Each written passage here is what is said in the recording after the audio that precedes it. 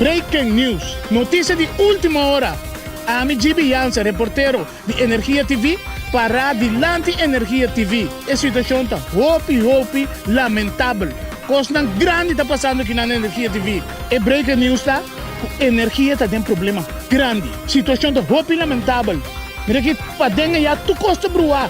Tradona não sabe na assim. Onde que vai riba cair energia, Kiko energia, notícia não vai bom, Kiko não vai bom. Problema traz problema. A situação está hopi, lamentável. Tu cobro aí dentro. Candela.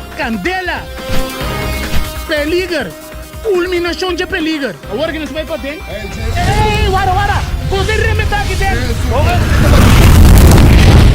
A O Energia TV tem um website novo de notícia para manter-vos sempre informado.